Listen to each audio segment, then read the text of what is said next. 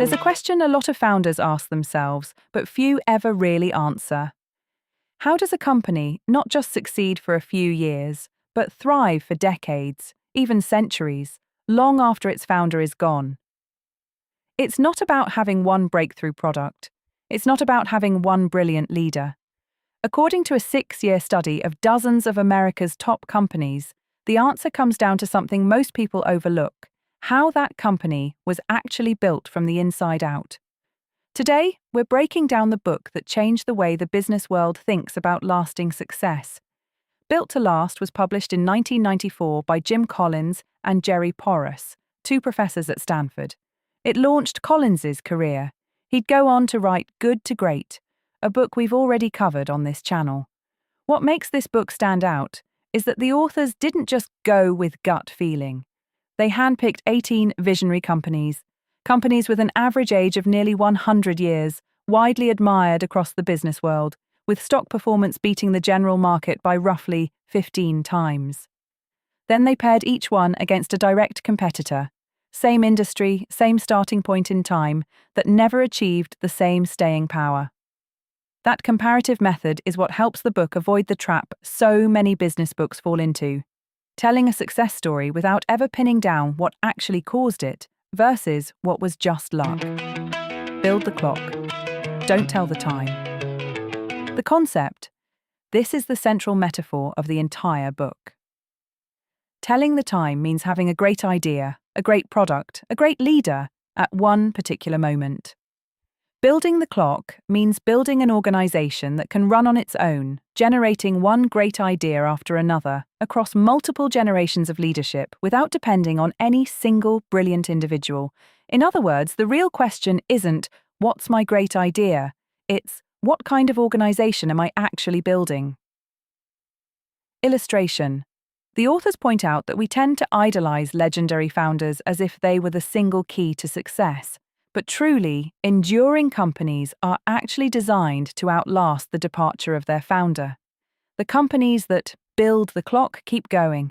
The ones that were just really good at telling the time tend to fade once the person at the top is gone. Takeaway line: the best leaders aren't the ones with the biggest idea.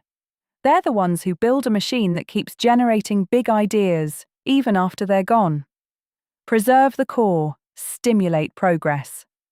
The concept: this might be the book's most famous principle, often shorthanded as preserve the core/stimulate progress. Enduring companies hold on to a set of core values and a core purpose that barely changes over time. But almost everything else, strategy, products, processes, day-to-day culture, keeps changing, experimenting, and adapting constantly. Here's the paradox: it's precisely because the core stays solid that a company can afford to take big risks with everything around it. Without that stable core, every change starts to feel like an identity crisis. Illustration. The authors compare pairs of companies where one held on to a philosophy, serving customers a certain way, or relentlessly innovating across decades, while constantly changing its products, business model, even its industry. Meanwhile, the paired competitor kept the same old product line but lost its cultural identity along the way and gradually fell behind. Takeaway line: staying power doesn't come from keeping everything the same. It comes from knowing exactly what should never change, so everything else is free to change. BHAGs: big, hairy, audacious goals. The concept: BHAG, big, hairy, audacious goal, is an extremely ambitious long-term goal, clear enough for everyone in the organization to grasp and rally around, but bold enough to feel a little thrilling, even slightly crazy the first time you hear it. It's not a detailed plan. It's a destination big enough for an entire organization to climb toward together, sometimes over 10, 20, even 30 years. Unlike a dry financial target, grow revenue by 10%, a BHAG taps into emotion and ambition. It makes people want to give everything for something bigger than themselves. Illustration. The book describes companies that set goals which sounded nearly impossible the moment they were announced, overtaking a giant competitor in their industry or becoming the undisputed global leader. And it was precisely that audacity that became the driving force behind decades of growth, not just a slogan on a wall. Takeaway line: a goal big enough to be a little scary is also a goal big enough to be genuinely inspiring. To see all three of these principles working together, look at how one major American technology company was built from day one, not just around making devices, but around a deeper philosophy: respect for the individual, contribution to the scientific community, and relentless innovation. Across multiple generations of leadership and multiple major pivots, from measurement instruments to computers to other technology fields entirely, the company held on to that original core philosophy. The products kept changing, the strategy kept changing, but the reason for existing stayed constant for decades. Meanwhile, plenty of competitors from the same era stayed focused on one hit product line, without ever building a solid philosophical core. When the market shifted, they had nothing to fall back on except an aging product, and they gradually faded out of the game. This is a vivid example of the point. An enduring company isn't one that never changes, it's one that knows exactly what must never change. So what does this actually mean if you're running a team, a startup, or even a personal project? First, take the time to answer this question. If my company or project disappeared from the world tomorrow, what would the world lose that nothing else could replace?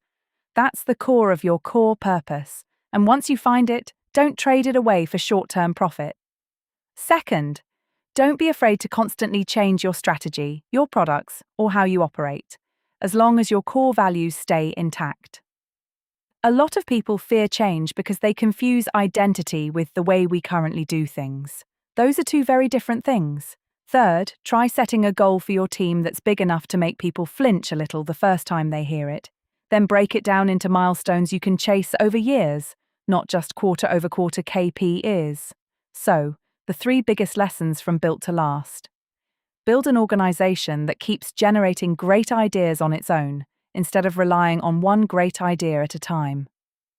Hold your core values steady, but let everything else evolve freely. Set goals bold enough to inspire an entire team, not just one person. Jim Collins made a point throughout his career that's worth remembering. Greatness isn't the result of circumstance, it's the result of deliberate choice. Next episode, we're moving into stage 2 of our roadmap, where the story shifts from how to last to how to win in a fiercely competitive market, with Michael Porter's competitive strategy. Do you think your company or team has a clear enough core purpose yet? Drop a comment below and let us know.